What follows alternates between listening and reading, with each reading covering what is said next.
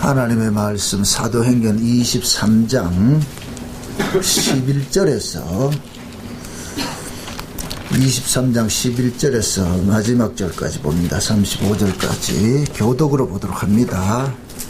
사도행전 23장 11절에서 마지막 35절까지 봅니다. 교독으로.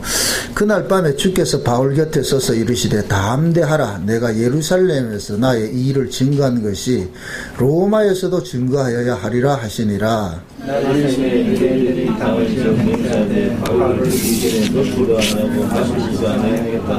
이같이 동맹한 자가 40여 명이었더라.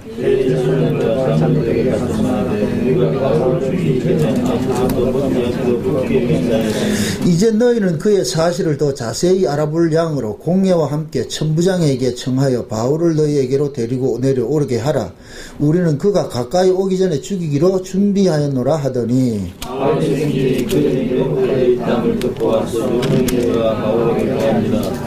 바울이 한 백부장을 청하여 가로되 이 청년을 천부장에게로 인도하라. 그에게 무슨 할 말이 있다 하니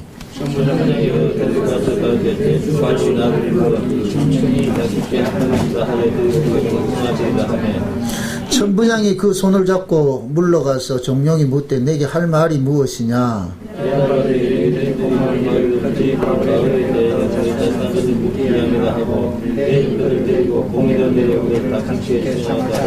당신은 저의 청함을 쫓지 마쳐서 저희 중에서 바울을 죽이기 전에는 먹지도 않고 마시지도 않기로 맹세한 자가 40여 명이 그를 죽이려고 숨어서 지금 다 준비하고 당신의 허락만 기다리나이다 하며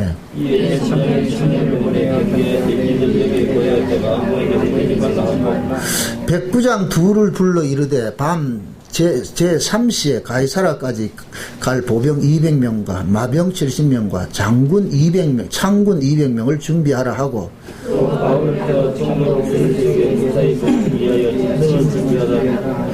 또 이 아래와 같이 편지하니 일렀으되 이 사람이 유대인에게 잡혀 죽게 된 것을 내가 로마 사람인 줄을 들어 알고 군사를 거느리고 가서 구원하여다가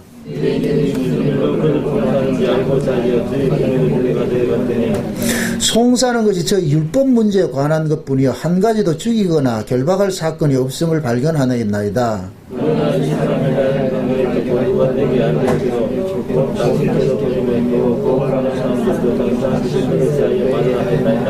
보병이 명을 받은 대로 밤에 바울을 데리고 안디바드리에 이르러 저희가 가이사라에 들어가서 편지를 총독에게 드리고 바울을 그 앞에 세우니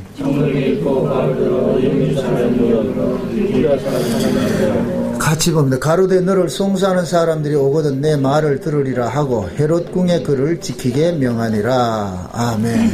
기도합시다. 하나님, 바울이 복음을 전하다가 이렇게 자기 형제라고 하는 자들로부터 이렇게 큰 곤욕을 치르고 있습니다. 오히려 그들에게 죽임당할 그러한 지경에 이르렀는데 하나님께서 바울을 통하여서 이런 일들을 당하게 하신 것도 하나님이 다 뜻이 있는 줄 믿습니다.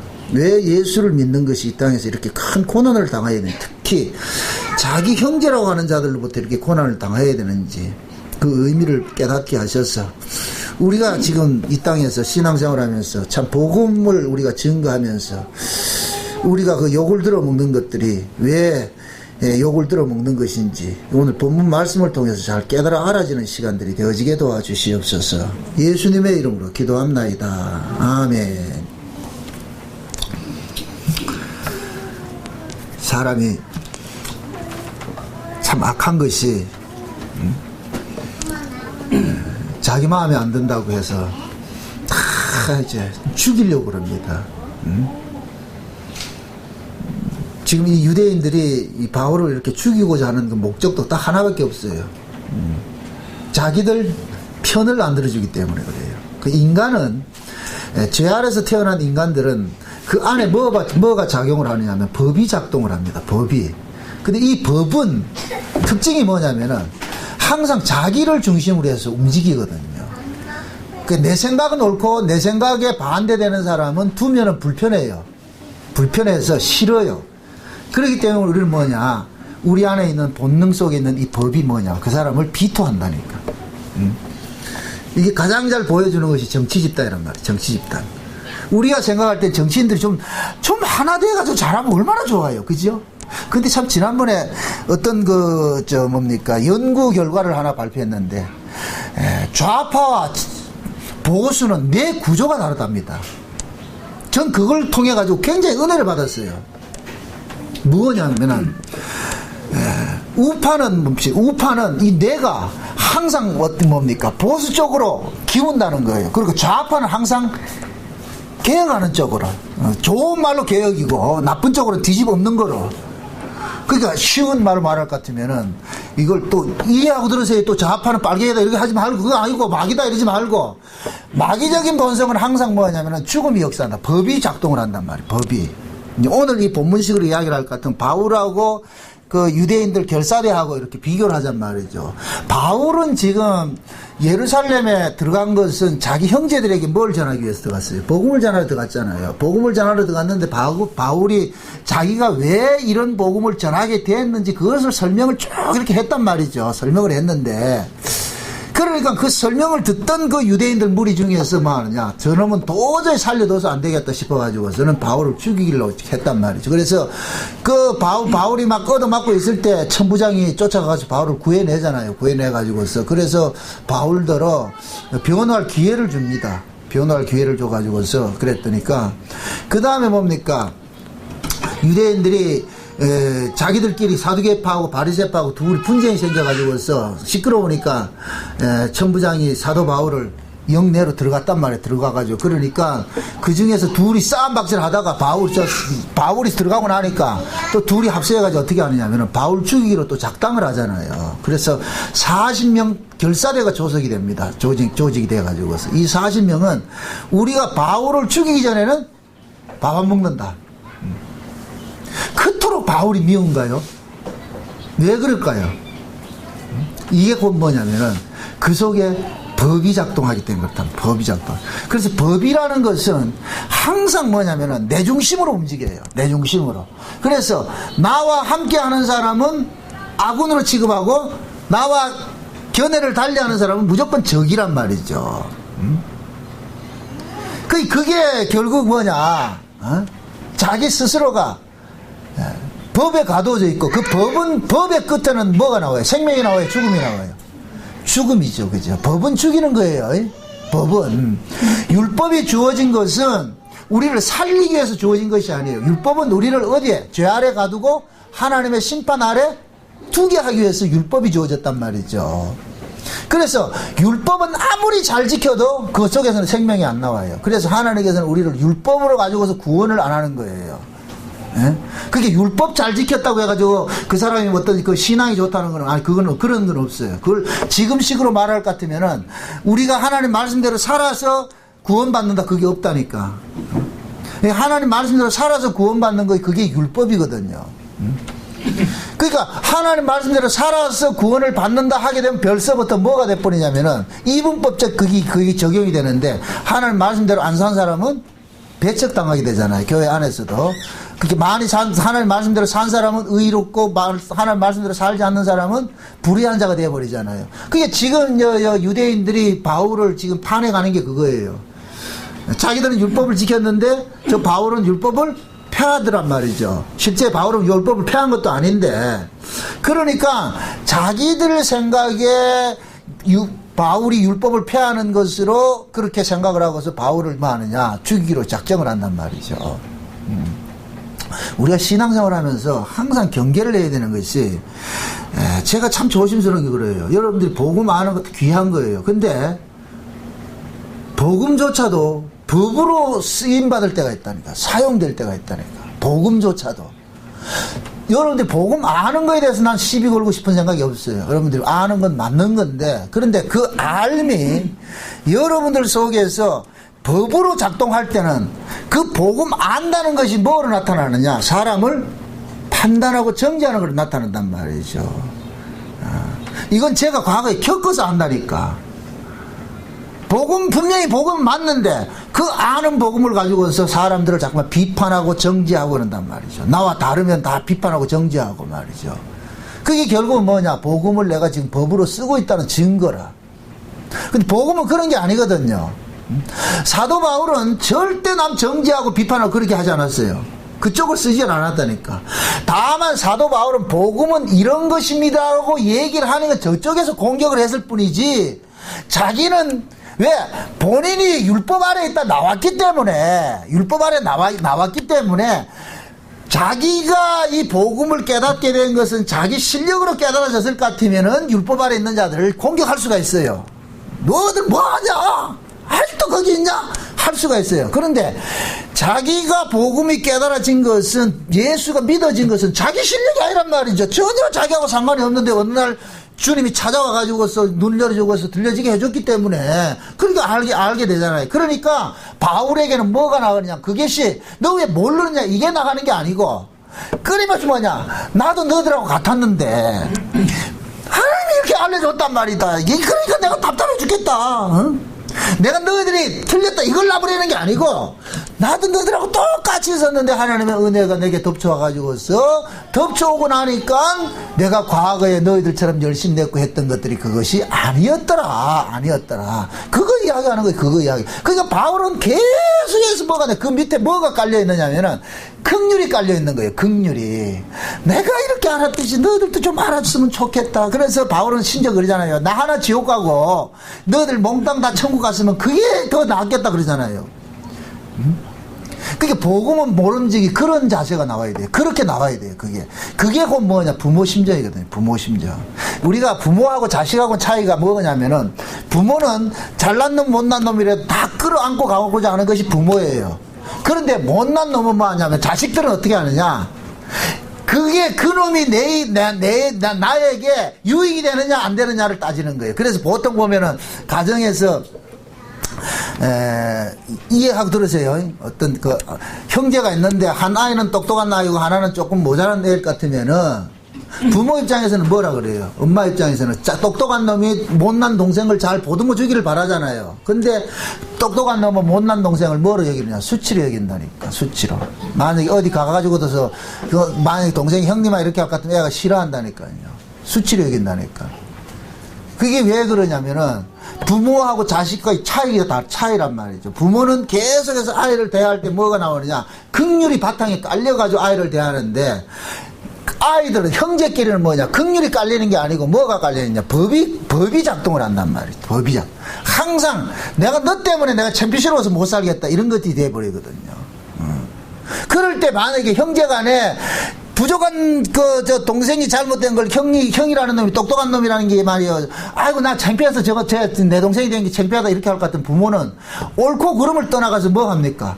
동생을 따뜻하게 사랑으로 대하지 못하는 것이 화가 나가지고 혼나잖아요. 큰 놈 혼내잖아요. 그거 큰 놈은 뭐냐? 억울한 거예요. 나 잘못한 거 없는데. 물론 맞아요. 잘못한 거 없을 수 있어요. 그러나 부모 입장에서는 뭐냐? 왜 네 마음속에 형제를 다 동생을 사랑하는 그 부모의 마음이 안 나오냐 이거예요. 부모의 마음이.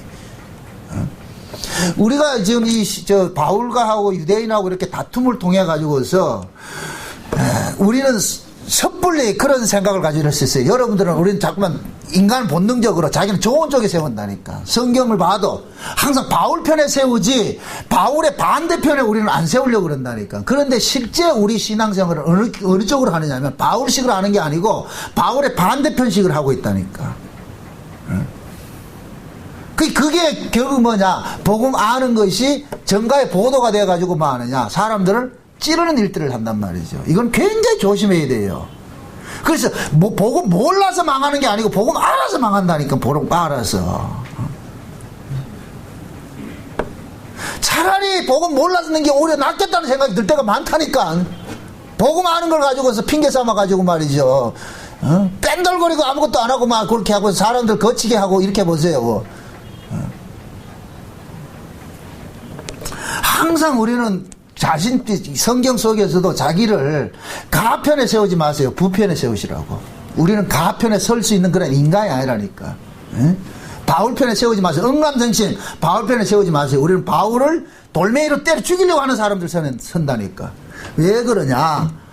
항상 우리는 뭐냐, 자기 존재를 챙기기 위해서 자기 가치를 챙기는 인간이라는 거예요. 자기 교회 안에서도 자꾸 뭐냐, 내 편 만드는 거예요. 네 편 내 편 만드는 거예요. 네 편 내 편. 흔히 그러잖아요. 사람들이 어떤 말씀에 대해 가지고서 어떤 부딪힐 수가 있어요. 목사가 설교하다 볼 것 같으면 다 뭐 옳은 게 아니니까 부딪힐 수가 있단 말이야. 그거 부딪히는 걸 가지고서 만약에 내가 부딪힐 것 같으면 꼭 뭐 하느냐, 내가 부딪히는 이것을 합리화시키기 위해서 자기 편을 끌어들이잖아요. 니는 어떻게 생각하는데, 니는 어떻게 생각하는데. 그래서 자기 편 하나만 만들어주면은 좋아하죠.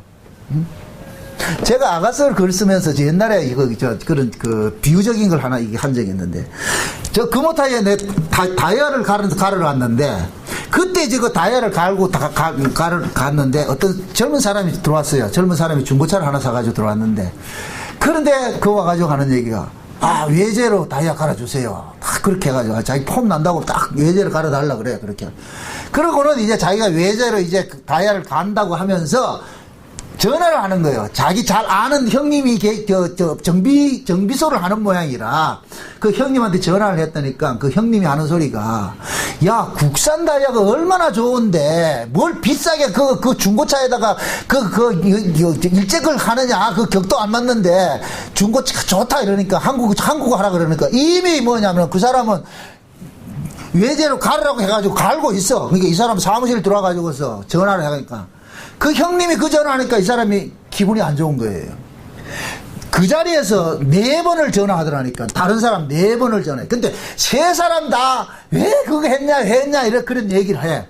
맨 마지막에 전화했는데 누구한테 전화했는데, 지 친구한테 전화했는데, 지 친구가, 야, 부럽다. 어떻게, 야, 외제 그거 했냐 이러니까, 그렇지, 외제하지. 좋지. 이러니까 오늘 저녁에 한잔 살게 이러더라니까. 오늘 저녁에 만나서 한잔 살게 이러더라. 근데 내보고 묻는 거예요. 아저씨요. 그래도 국산 되면 일제가 낫겠죠. 그래가지고 내가 그 사람 차마 그걸 좀 눈물주기 싫어가지고, 그럼 좋겠지요. 물 건너 왔는데 좋겠죠. 그러니까 지가 언제 내보고 왔다. 아저씨 일 잘 보고 가있어. 이게 뭐냐면은 내 편 들어달라는 거예요. 내 편 들어달라는 거. 이게 옳고 그른 문제가 아니고, 그러니까 내 편 안 들으면은 싫은 거예요. 아마 그 편 들어준 그 애는 그날 저녁에 술 잘 먹었을 거예요. 앞으로 무슨 문제 있으면 걔는 누구한테 전화한다. 걔한테 전화할 거예요. 꼭 우리가 그렇잖아요. 우리 어렸을 때 보면은 꼭 문제 있으면 누구한테 그러냐, 머리큐 비슷한 지 친구한테 문제 물어가지고 있으면 부모한테 문제 안 묻잖아요. 여러분들 신앙생활 하다가 어떤 문제 있을 것 같아 좀 목사한테 물으세요. 목사님 이게 뭡니까? 이렇게 하지 않고 꼭 지하고 비슷한 사람한테 물어가지고서 말이에요. 추임 받고 싶은 거예요. 그렇지 목사님 그런 게 그렇지. 그럴 땐 여러분들 호응하지 마세요. 네가 잘못 들었다. 우린 그래 안 받았는데 네가 잘못됐다. 이렇게 해야지. 거기다 호응해줄 것 같으면 그때부터는 둘이 힘이 될 것 같으면 뭐냐, 그때는 삼겹살이 안 끊어진다니까. 삼겹살이 안 끊어지듯이 힘 딱 세워가지고 뭐하냐, 대적하려 됩니다. 아주 안 좋은 거라니까. 아주 안 좋은 거. 우리가 이 신앙생활 하면서도 이 복음을 보세요. 아는 것이 여기에 머리로 남으면 안 돼. 그 복음이 자꾸만 여러분들 손과 발 속으로 이렇게 나타나줘야 되잖아요. 손과 발로 나타나줄 것 같으면 복음의 특징이 뭐예요? 법이에요? 긍휼이에요? 긍휼이잖아요. 긍휼. 그러니까 여러분들이 복음을 들은 것이 긍휼의 모습으로 나타나는 거예요. 나와야 된다니까. 긍휼의 모습으로. 그 긍휼을 다른 말로 나를 부인하고 나를 부정하고 섬기는 쪽으로 나타나야 된단 말이에요. 남을 이해하고 하는 쪽으로. 그게 바울이 그런 거예요. 바울이. 상대는 지금 죽여라 해도 바울은 절대 그들하고 대적을 하지 않아요. 몰라서 저러니까. 그 바울은 그 얘기를 하잖아요. 내가 모든 사람에게 뭐 했다? 빚진 자라 그러죠. 빚진 자. 너희들 나한테 그러는 거 이해한다. 충분히 이해한다. 왜? 나 자기도 그랬으니까. 그러나 너희들이 나에게 돌 던진다고 해가지고 내가 같이 돌 던질 수는 없는 거다. 왜? 나는 하나님 앞에 빚을 졌기 때문에. 응? 그래서 바울이 지금 뭡니까? 예루살렘에 들어가가지고서 얻어맞고 말이죠. 자기 형제들한테 그렇게 하면서도 끝까지 바울은 뭡니까? 자기가 받은 그 은혜를 토해내고 있어요. 토해내고 있어. 근데 오늘 이제, 바리새인들 중에 사두개인들하고 그 편들이 나눠져가지고서 바울을 지금 자기 편이 아니라고 해서 죽이려고 그러잖아요. 죽이려고 이렇게 할 때에, 그때 이제 바울의 그 조카가 이 사실을 알려줘가지고서 바울한테 이야기를 합니다. 이야기를 하는데, 삼촌, 지금 누가 저 유대인들 중에서 특공대 조직해가지고 삼촌 죽이려고 그러더라. 그게 바울이 그들의 그 소식을 듣고서 천부장한테 이야기를 해가지고서 천부장이 비로소 뭡니까? 천부장도 잘못한 게 있잖아요. 왜 그러냐면 바울이 로마 시민인데, 시민권을 가진 사람인데 재판도 안 하고 바울은 뭐 했어요? 그거 했잖아요. 채찍질하고 이렇게 했단 말이죠. 그러니까 자기는 굉장히 지금 걸리는 게 있는 거예요. 그러니까 이 천부장이 바울을 적극적으로 하느냐? 에워싸는 거예요. 그래서 지금 군사 470명을 지금 대동을 해가지고 바울을 호위하잖아요. 그러니까 바울은 졸지에 뭐가 되느냐? 완전히 호위를 바꿔서 지금 가는 거예요. 근데 중요한 건 뭐냐면은 하나님께서 바울로 하여금 예루살렘에서 죽음 당하게 하질 않아요. 왜 그러냐면 하나님께서는 바울을 로마에 가서 죽임 당하게 하는 것이 하나님의 계획이라니까. 그러니까 하나님께서 바울을 통해 가지고서 로마에 가서 복음을 전해야 하는 것이 남아 있을 것 같으면은 그 어떤 세력이 바울을 죽이려고 해도 안 죽어요. 못 죽는다니까. 누가 못 죽입니까? 하나님 못 죽이는 거예요. 여러분 보세요. 드라마를 보면은 어떤 드라마도 주인공이 죽는 드라마는 없어요. 주인공이 죽으면 드라마가 안 된다니까. 그래서 주인공은 10번 죽어도 다시 살아난다니까. 옛날에 뭐 있잖아. 그 장서인가 바닷물에 빠져 죽었는데 여기 점 하나 찍고 나가지고 또 살아. 그게 왜 그래요?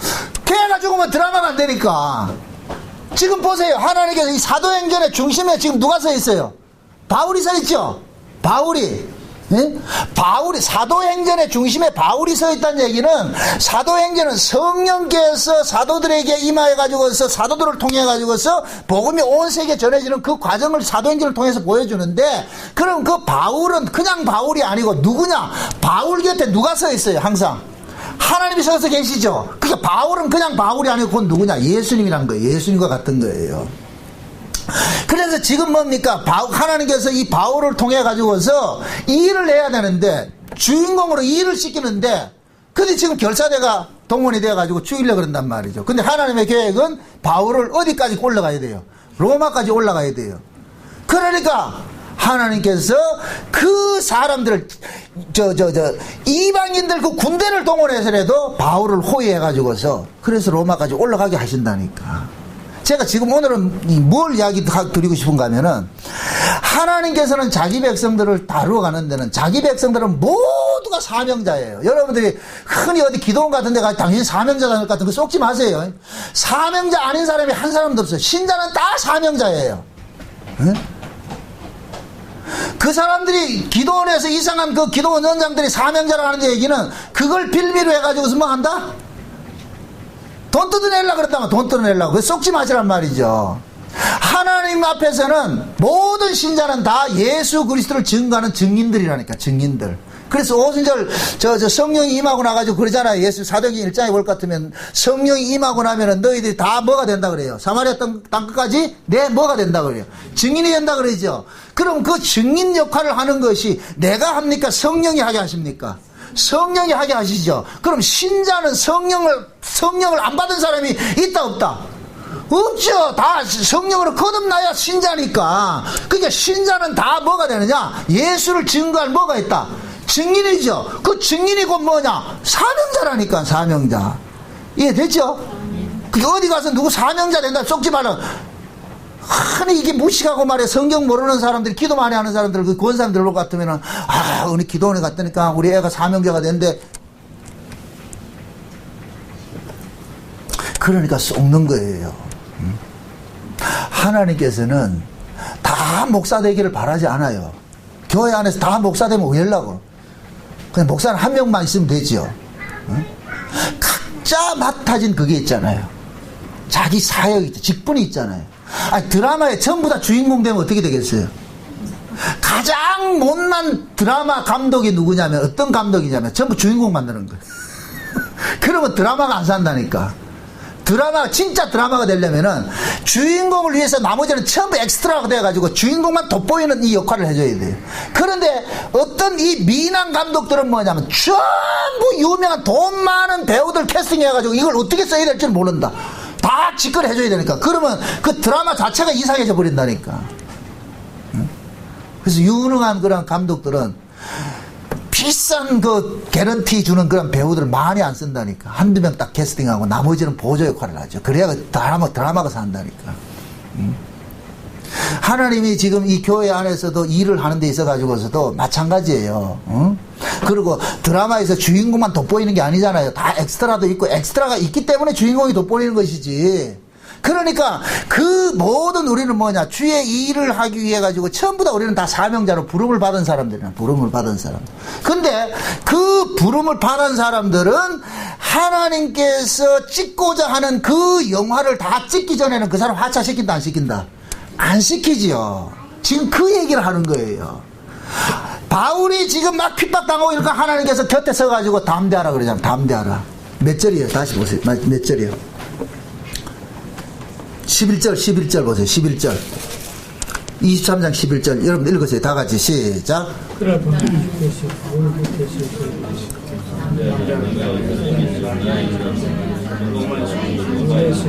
아멘. 자, 주께서 그날 밤에 주께서 바울 곁에 서가지고서 지금 이야기를 합니다. 예수님께서 그러는 거예요. 야, 니 이어서 안 죽어.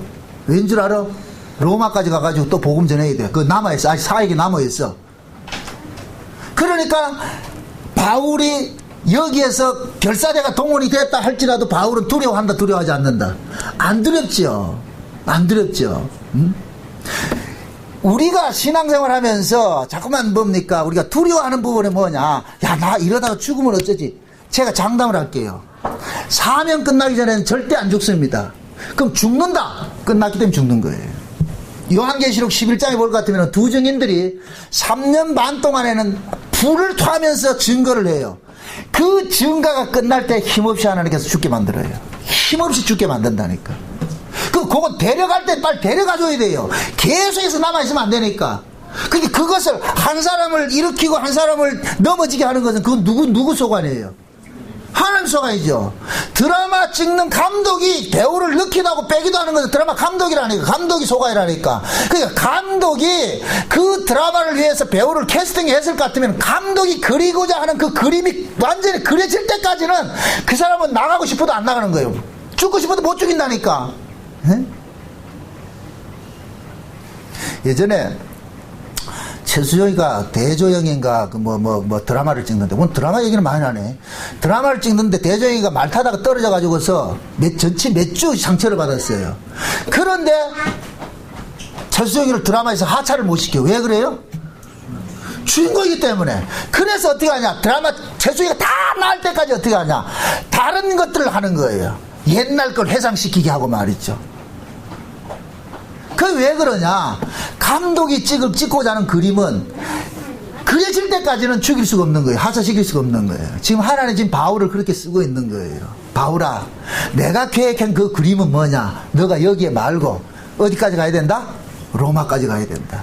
그 당시에 로마는 세계 전체를 이야기하는 거예요. 상징적으로 보여주는 거예요. 로마까지 가서 네가 복음을 전해야 된다. 그래서 바울에게 예수님 나타나가지고 두려워하지 말라는 거예요. 두려워하지 마.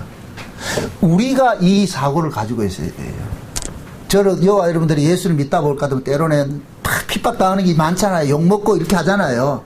그러니까 욕을 먹는 것들도 다 시나리오에 들어있는 거예요. 그렇게 생각하시라고. 내가 이 땅에서 행하는 모든 일들은 다 하나님의 계획 속에 들어가 있단 말이죠. 그래서 한 사람을 만나고 한 사람을 헤어지고 하는 것조차도 우리는 우리 뜻대로 되는 것이 아니고 하나님께서 다 그렇게 하신다는, 간섭을 하신단 말이죠. 그러면은 내가 이 땅에서 살면서 복음을 가지고 살면서 당하는 그런 아픔조차도 뭐가 되느냐, 복음을 안 것도 하나님의 은혜로 알았을 것 같으면은 그 은혜로 알아진 복음 때문에 내가 당하는 아픔도 그것도 하나님의 뭐냐, 은혜 산물이라니까. 근데 우리는 그렇게 생각 안 하잖아요. 좋은 것만 하나님의 은혜고 나쁜 거는 하나님의 은혜 아니고 이렇게 생각하지요. 다윗이 보세요. 다윗이 말할 수 없는 죄를 지었어요. 진짜 왕으로서는 할 수 없는 죄를 지었어요. 근데 하나님 앞에 늘 긍휼을 받죠. 그럼 용서를 받았잖아요. 그럼 바울이 큰 죄를 짓고 용서받은 것도 뭐가 돼요? 하나님의 은혜지요. 은혜죠. 근데 바울이 나중에 압살롬이 자기 아들이 쿠데타 이렇게 해가지고 피적을 가는데 도망을 갈 때 시므이라는 이 거지 같은 게 돌멩이 들고 바울을 뭐 합니까? 막 욕을 하고 덤벼 들고 이렇게 하잖아요. 그럴 때 신하들이 어떻게 합니까? 저놈 죽이자 그러죠. 바울이 뭐라 그래요? 내비둬라 그러죠. 내비둬라 하면서 뭐라 그래요? 하나님이 죄를 시켜가지고 내한테 그런다 그러죠. 하나님이 시켜서. 저 아이가 나에게 돌 던지는 것조차도 그 배후에 누가 있다? 하나님이 있다는 거니까. 다윗이 그걸 아는 거예요. 그러니까 내가 하나님으로부터 용서받는 것도 하나님의 시나리오 있고 욕먹는 것도 하나님의 시나리오 있는 거예요. 그러니까 우리는 신앙생활 생각할 것 같으면은 항상 하나님께서 내 편 들어줘가지고 돌아오는 것들 모든 방패로 막아준다 생각하는데 아니에요. 그렇지 않다니까. 그래서 여러분들이 원하지 않는 그런 일들이 삶 속에서 얼마든지 일어날 수 있다니까. 진짜 예수를 잘 믿으면 잘 믿을수록 원수들이 자꾸만 일어나게 하는 것들도 그것도 다 뭐냐? 하나님께서 일으키는 사건이란 말이죠. 우리 생각에는 바울이 가는 곳마다 하나님께서 말이 천군천사 보내가지고서 호의했다 생각하는데 바울의 일생은 그게 아니에요. 흔히들 목사님들 이렇게 목회 이렇게 하들 같으면 누구같이 자기들은 그러는 거예요. 나 바울같이 목회하고 싶겠다 그러는 거예요. 제가 그래서 아스라 마르라 그러거든요. 지금 그 목사님은 10중 8구 어떻게 뭐를 보고 생각하느냐? 바울이 가는 곳마다 능력 행하고 이런 것만 보는 거예요. 그게 그래서 바울처럼 하고 싶다는 거예요. 바울은 그것보다도 훨씬 매맞는 게 많았어요. 훨씬 힘든 고생이 많았다니까. 오죽했으면 고린도후서 1장에 볼 것 같으면 뭐라 그래요? 사형 선고를 받았다 그러잖아요. 살 소망까지 끊어져 가지고 진짜 죽었으면 했는데 그때 하나님께서 위로하는 하나님이 나타나셔서 자기들 위로해 줬다 그러잖아요. 그런 건 생각 안 해. 좋은 것만 생각하지. 아니요. 나쁜 걸 생각하라니까. 나쁜 걸. 우리가 지금까지 여기까지 이렇게 오면서 여러분들 스스로를 여러분들을 반추를 한번 해보시라고. 우리가 어떻게까지 여기까지 왔느냐. 좋은 세월도 있었고 나쁜 세월도 있었어요. 그런데 중요한 것은 지금 현재 내가 이 자리에 있다는 거예요. 현재 내가 이 자리에 있다는 거 이상 하나님의 은혜를 드러낼 수 있는 게 없어. 우리는 수없이 참 죽고 싶을 때도 많았어. 살기 힘들 때 많았다니까. 그런데도 현재 지금 여기에 와 있어. 그것은 곧 뭐냐? 하나님의 은혜가 지금 우리로 하여금 여기까지 뭐 했다? 끌고 온 거예요. 끌고 온 거예요. 그래서 여러분들이 은혜를 어디 멀리 있는 걸 생각하지 말라니까. 제가 지금 아까 이거 예배하기 전에 인터넷에 우리 메일 보내고 이렇게 한다고 잠깐 봤다니까. 우리 모퉁이 또래 서영 집사님이 글 하나 멋진 걸 하나 써놨어요. 자기 집에 큰 나무가 있는데 거기에 지금 열매들이 과일이 막 열리는 거예요. 과일이 열렸는데 그 얘기를 하는 거예요. 이건 내가 심지 않았는데 다른 분이 이것을 심었는데 내가 지금 혜택을 보고 있잖아요. 따먹고 있잖아요. 은혜라는 거예요. 그러면서 뭐까지 적용을 시키느냐? 우리가 지금 혜택을 누리는 것은 언약 때문에 혜택을 누리는데 그 언약은 내가 심지 않았단 말이죠. 하나님께서 심어준 그 언약인데 그 언약 때문에 내가 지금 뭘 하느냐? 구원의 은혜를 누리고 있잖아요. 얼마나 감사해요. 여러분들 우리가 참 하나님들의 은혜를 보는 그 안목들이 넓어지라는 이유가 그거예요. 그렇게 됐을 때 범사 속에 뭐가 되느냐? 은혜가 된다니까. 그래서 서영 집사님 또 하나 그 글을 쓰는 게 내가 지금 나무를 자기들 앞마당에다 여러 가지 나무를 심어놨는데 이 나무도 나중에 후대가 되면은 지금 내가 이 과일을 따먹듯이 다른 사람도 이 과일 따먹겠죠. 따고 먹으면서 똑같은 생각을 할 거 아니냐 말이죠. 그게 은혜라니까. 은혜를 볼 수 있는 사람이라니까. 응? 그러니까 우리는 뭐냐면은 범사 속에서 그 하나님의 은혜를 많이 보고 그 은혜를 통하여서 하나님께서 자기에게 베푸신 것들이 너무나도 크고 많다는 것이 깨달아지면은 그 깨달음이 자동적으로 뭐로 나타나느냐? 감사와 찬송으로 나타나는 거예요. 하나님이 그걸 원하는 거예요. 그걸 원한단 말이죠. 그래서 바울은 그 사실을 알기 때문에 나의 나된 것이 모든 것이 뭐이다 그런다? 은혜라 그러는 거예요. 그 바울의 나의 나된 것이라는 이야기 속에는 뭐가 담겨져 있어요? 좋은 일도 담겨있고 복음 때문에 핍박받는 것도 담겨있는 거예요. 물론 바울이 복음 때문에 대접도 받을 때도 있었어요. 그러나 복음 때문에 핍박을 받을 때도 있었어요. 그런데 깨닫고 보니까 하나님께서는 이 모든 것들을 뭐냐? 내게 주신 뭐이더라? 은혜더라는 거야. 은혜. 응? 그래서 신자는 자기 인생을 가지고서 이렇게 두부 못 자르듯이 이것은 좋은 일, 이것은 하나님의 은혜, 이건 은혜 아니고 그런 게 없다니까. 범사가 다 하나님 은혜야. 범사가 하나님 은혜라니까. 모든 것들이 하나님 은혜라니까. 여러분들이 제가 전에 우리 집사람하고 그런 얘기를 했어요. 아파트에 여러분들이 지금은 아파트에 이렇게 사는 사람들이 내 주변에 이웃이 잘 만나는 것도 그것도 하나님의 은혜라니까. 은혜. 요즘엔 보세요. 아파트 사는 사람들이 뭐 울분이 있을 것 같으면 말이죠. 지 하나 불타고 나올 것 같으면 귀찮게 하면 골치 아프다니까. 특히 저 주차장 잡고 이런 데 가가지고서 아무 데 차 세워놓고 가보세요. 그럴 것 같으면은 다 힘들어진다니까. 그런 사람 없는 것도 하나님 은혜라니까. 꼭 우리가 은혜를 여러분들이 제한을 시키지 말란 말이죠. 하나님이 하시는 그 일들을 제한을 시키지 말라니까. 하나님은 신자든 불신자든 모두 들었어요. 오늘 보세요. 바울을 로마까지, 하나님의 계획이 뭐예요? 바울을 로마까지 가야 되잖아요. 근데 바울을 로마까지 압송하는데 누가 동원이 돼요? 아니, 로마 군인들이 동원이 되잖아요. 바울이 만약에 자기가 임대해가지고 배 타고 간다는 것 같으면 배값이 만만치 않다니까. 그런데 어떻게 해요? 다 호송해가지고 보내주잖아요. 아주. 그것도 죽을까 봐서 군대를, 지금 오늘도 보니까 군대를 470명이나 호위한다니까. 바울 하나를 지키기 위해서 하나님께서 바울 하나를 그 로마까지 압송하기 위해서, 왜? 하나님의 계획이 로마까지 가서 너는 복음을 전해야 될 일이 있기 때문에, 그래서 우주 만물 전체를 동원을 해가지고 하나님 간섭을 한다니까. 나중에 바울이 이제 로마를 가다 보면 배 타고 가다가 광풍 만나가지고 배가 깨지고 막 이러잖아요. 그런 속에서도 살아난다니까. 그게 전부 뭐냐? 하나님은 모든 것들을 동원해가지고서 바울을 지키는 쪽으로 간섭을 해내는 거예요. 간섭을 해낸다니까. 그러니까 지금 현재 이 세상에 일어나는 모든 일들은 우리를 뭐냐입니까? 하나님께서 자기 백성들을 다스려 가는데 보조 도구로서 쓰고 있는 거예요. 보조 도구로서. 그래서 내 주변에서 일어나는 모든 일들을 그냥 우연히 일어난다 보지 마시고, 누구 하나 선한 사람들이 여러분들에게 좋은 대접을 해준다 할 것 같으면 그것조차도 뭘로 봐야 되냐? 하나님이 뭐로 본다? 은혜로 보란 말이죠. 은혜로. 귀하게 보시라니까. 그래서 사도 바울이 그런 거예요. 믿음으로 받으면 버릴 것이 있다 없다? 없는 거예요. 믿음으로 받으면 버릴 것이 없다니까. 우리가 그 신앙생활을 할 것 같으면, 우리는 한국 사람들은 특히 종교성이 강해가지고서 신앙 이럴 것 같으면 신앙이라는 어떤 정형화된 틀을 만들어 놓는 거예요. 그 속에 들어가야 신앙이고, 그 속에 안 들어가면 신앙 아닌 거 생각한다니까. 그게 곧 뭐냐면 우상적인 그런 신앙이란 말이죠. 법으로 신앙생활을 하면은 가두게 돼요. 요만큼 가둔다니까. 그러나 은혜는 뭐냐면 그걸 벗어나 버린다니까. 그래서 흔히 그러잖아요. 성과 속구를 우리 입장에서 그렇게 구분하지 말란 말이지. 뭐가 성이고 뭐가 속이에요. 그냥 은혜로 감사하고 받으면 다 성이고, 은혜로 받지 않으면 모두가 속된 것이 돼버려요.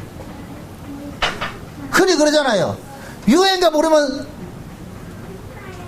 속된 것이고, 찬송가 부르면 성스러운 것이고 그러잖아요. 아니요. 어떤 마음으로 부르냐에 따라서 찬송가도 속된 것이 될 수가 있고, 유행가도 성스럽게 될 수 있다니까. 이 말을 이해 안 하면 모르겠다. 지금 내 혼자 떠드는지 모르겠다.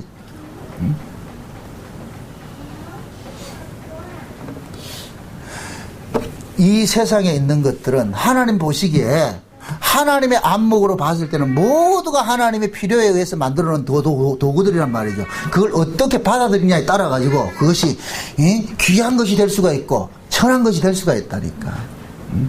하나님은 다 쓰시는 거예요. 다 쓰신다니까. 심지어 당나귀 새끼 한 마리도 쓰잖아요. 예수님께서 그러잖아요. 나귀 풀어와라. 그 사람은 그 나귀 주인은, 보세요. 나귀 주인은 지금까지 나귀를 키우면서 지 거라고 키웠는데, 그런데 제자들이 가가지고서 달라 그러잖아요. 달라 그럴 때, 야 임마 니 왜 가져가는데? 주님이 쓰신다 그러던데. 그렇게 군말하고 보내주잖아요. 군말 않고. 그럼 결국은 뭐냐? 하나님께서 그 나귀 주인에게 알려주는 거예요. 그 나귀 니 게 아니고 누구 거다? 하나님 거랑 하나님 거. 그거 알려주는 거예요. 심지어 고기 잡는 고기 입에서 뭐가 나와요? 돌이 나오잖아요. 그건 누가 했겠어요? 하나님께서 하시는 것이죠. 모든 것들이 다 하나님이 쓰는 도구라니까, 도구. 도구 아닌 것이 없어요. 그 신자는 그런 안목으로 보셔야 돼요. 모든 것들이, 이 세상에 일어날 모든 것들을 안목으로 보시라니까. 그래서 하나님의 안목으로 바라봤을 때는 모두가 뭐가 되느냐? 감사거리가 되는 거예요. 감사거리가. 지금 이 땅에 일어나는 뭐 지진이 일어나고 쓰나미가 일어나고 태풍이 오고 이런 것들도 우리가 믿음의 눈으로 봤을 때는 그건 전부 우리에게 뭐냐면은 하나님께서 주시는 사인으로 볼 것 같으면 감사하지요. 사인으로 볼 것 같으면. 성경에 예수님께서 마태복음 24장에 볼 것 같으면 내가 다시 올 때가 되면은 어떤 일이냐, 첫째 기근과 지진과 온역과 난리와 소문과 소문이 나고 민족이 민족을 대적을 하고 거기서 이제 일어나고 그런다잖아요. 그럼 그런 것들이 일어날 것 같으면은 우리는 뭐냐, 예수님께서 그런 일들이 일어난다고 했으니까 그런 일들이 일어나면은 주님이 우리를 깨우기 위해 가지고서 주님 다시 온다는 걸 이렇게 경각심을 주기 위해 가지고 이런 일들이 일어나는구나 이렇게 생각할 것 같으면은 감사죠. 오히려 그런 일이 안 일어나가지고 굴굴 잠자는 것보다 그런 일이 일어나서 이래가지고 안 되겠구나 깨어나는 게 오히려 그것이 다 은혜지요. 감사라니까, 감사. 그래서 하나님은 당신께서 일하고자 하는 것들은 한 번도 철회한 적이 없어요. 중간에 포기한 적도 없어요. 반드시 그 일을 이루고 마십니다. 이루고 마는 데 있어서 자기 백성들을 가지고서 쓰는데 그 자기 백성들을 하나님의 일을 시키는 과정 속에서는 반드시 뭐냐, 하나님의 대적자들을 일어나는 색출해내는 그런 작업이 동반이 된다니까. 그래서 하나님의 은혜를 입은 사람들이 가는 곳마다 누가 일어나느냐, 원수들이 자꾸만 일어나는 거예요. 원수들이. 예수님께서 이 땅에 오신 목적은 뭐냐, 요한 1세에 볼 것 같으면 하나님의 아들이 이 땅에 온 것은 누구의 일을 멸하기 위해서 왔다 그랬어요? 마귀의 일을 멸하기 위해서 왔다 그랬죠. 그러니까 예수님께서 오심 자체가 지금 누구를 드러내기 위해서 온 거예요? 마귀를 드러내기 왔죠. 그래서 예수님이 가는 곳마다 귀신이 먼저 알아보고 뭐라 그래요? 귀신이 왜 왔냐 그러잖아. 왜 왔냐.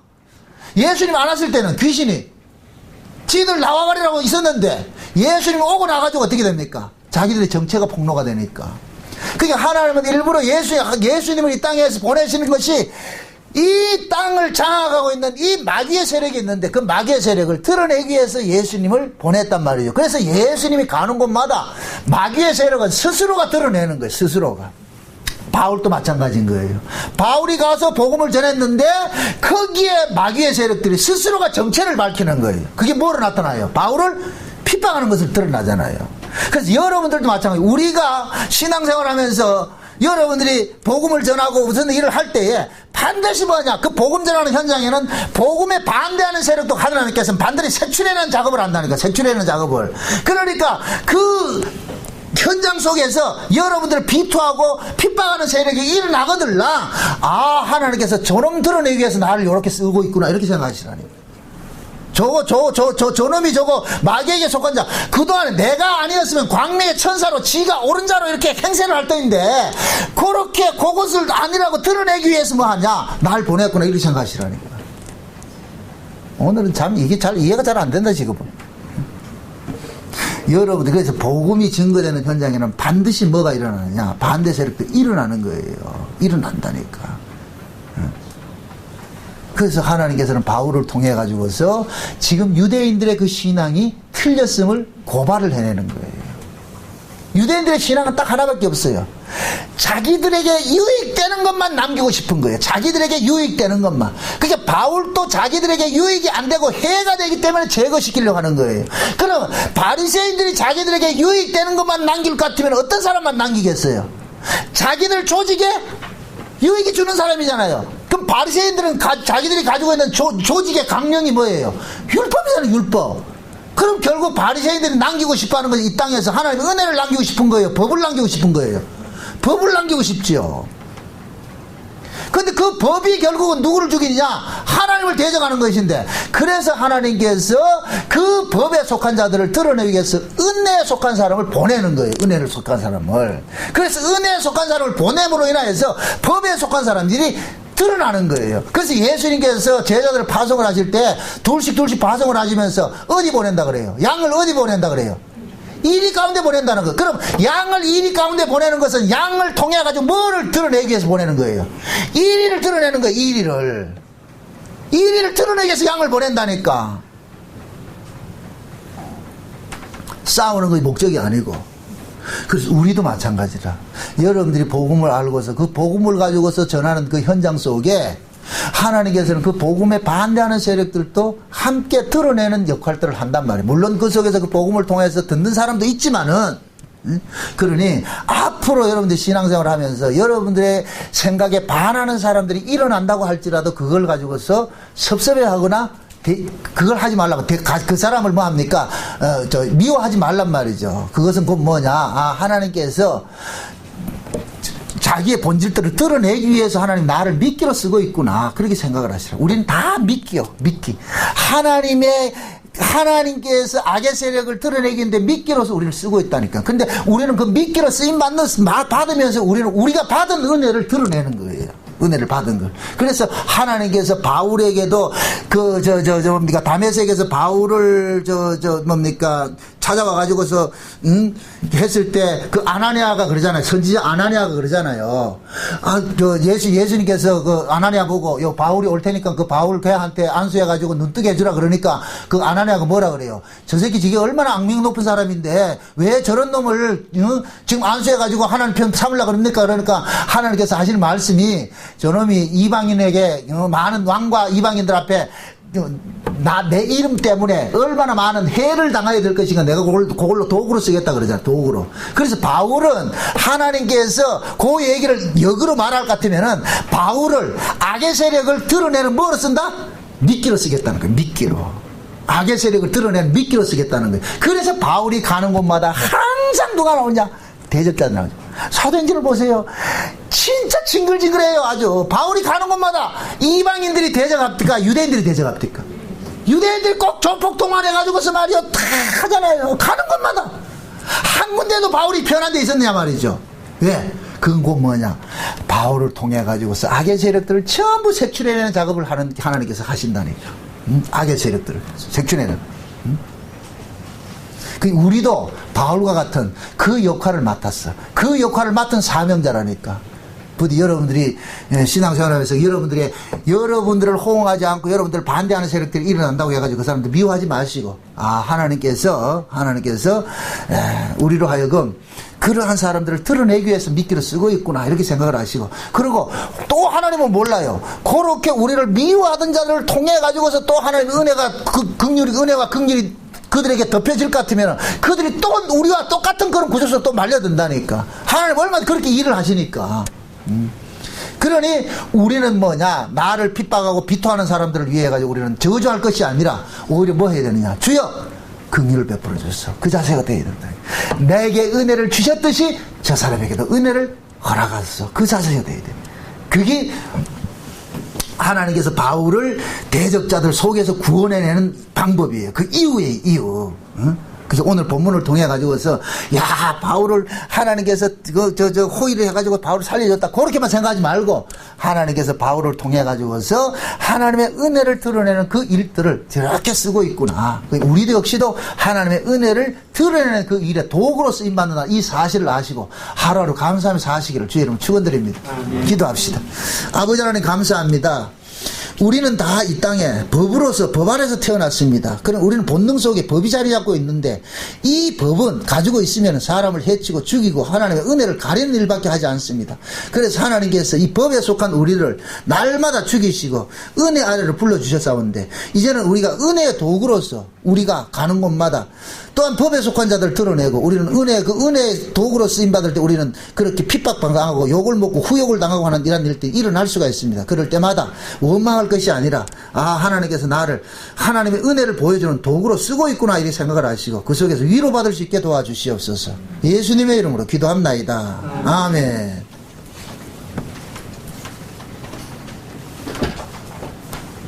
글쎄요 이거